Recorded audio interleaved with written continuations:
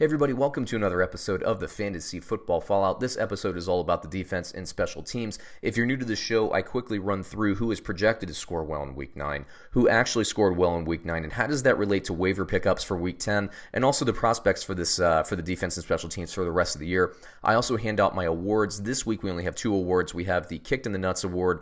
There was a team that kicked me in the nuts. I expected them to be worse, and they were better. They exceeded expectations, and it hurt me. And then I also have the I'm Watching You award. There should be a defense and special teams on your radar who might not already be there. Usually I give away a dumpster vomit award, but I just didn't really see anybody really that, nobody gave up a ton of points. It kind of went as expected, to be honest, from my point of view.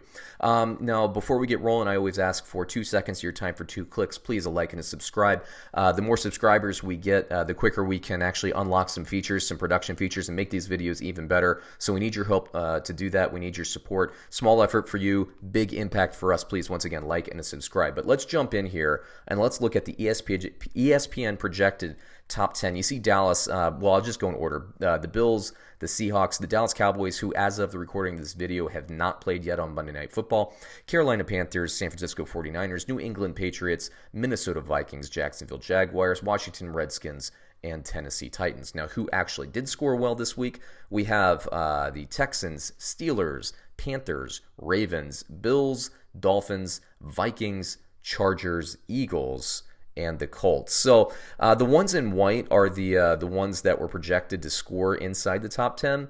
Although I will say the Carolina Panthers are not white. They should be in there. But, for me, ESPN didn't really do that well this week. For me, there wasn't a lot of surprise here other than I thought the Houston Texans would score a little bit worse. I thought the Jacksonville Jaguars in London would score a little better. But those London games are always a little squirrely. The Miami Dolphins, you don't expect them to be in here. But when you think about what the New York Jets offense is going through right now, not entirely surprising. The Eagles playing a struggling Bears team, that wasn't a surprise.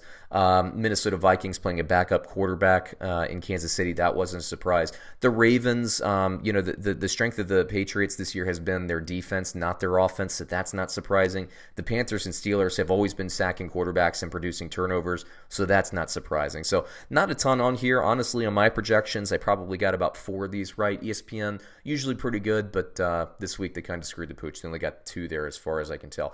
Now, before we get into the waiver wire pickups, I like to give my superlatives. The Kicked in the Nuts award goes to the Houston Texans. I wanted Jacksonville to do well, so I invested in some Jacksonville players to score well. Gardner Minshew and DJ Chark I thought would do well. Now, DJ Chark was a little bit banged up towards the end of the week with a quad issue, but still, I mean, Houston just basically shut down. Leonard Fournette I thought was going to have a nice game.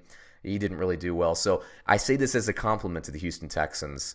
You broke my heart and you broke my balls. Great job for the Texans, number 1 scoring defense as of the recording of this video. Great job for the Texans, and maybe Jacksonville will return to form next week. The Dumpster Vomit Award, like I said, I'm bypassing that. There's nobody, there was like for instance, the Lions, I think, scored in the negatives, but I wasn't shocked by that. I anticipated a high scoring game there, so I can't really say, they played like dumpster vomit. They just kind of really, did what I expected them to do. So I didn't think that was fair. But I will say, somebody that should be on your radar right now, the LA Chargers, they're not owned in a lot of leagues, and they're playing really good. If you watch their last couple of weeks, they've been good. Don't be, fooled by this record.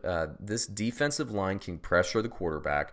And if this offense ever gets going and can keep them off the field and keep them rested, this position group could continue to climb the ladder in there. So there's some defense and special teams. A lot of people like to stream them. Put them in your radar in terms of streaming. Look in the matchup. Obviously, I don't think you want to play them when they're playing the Chargers.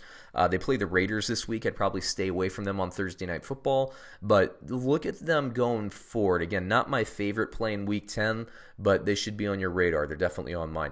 Now, who are my favorite pickups this week for the defense and special teams? In order, the Pittsburgh Steelers, they force so many turnovers. I think they're like the number 2 or number 3 ranked defense, owned in only 63% of the leagues. Guys and gals, pay attention. The Pittsburgh Steelers, they sack the quarterback, they produce turnovers. They're playing really well, and they're playing in an offense or in a division right now with the outside of the Ravens. You have the Browns, who are not clicking offensively, and the Bengals, who are really bad. So yeah, I mean, pick up the Steelers, for crying out loud. The Carolina Panthers, 67.6% of the league. They're also, I think, a top 5 defense. Again, they sack the quarterback and they force turnovers. That's what you want in a defense and special teams group.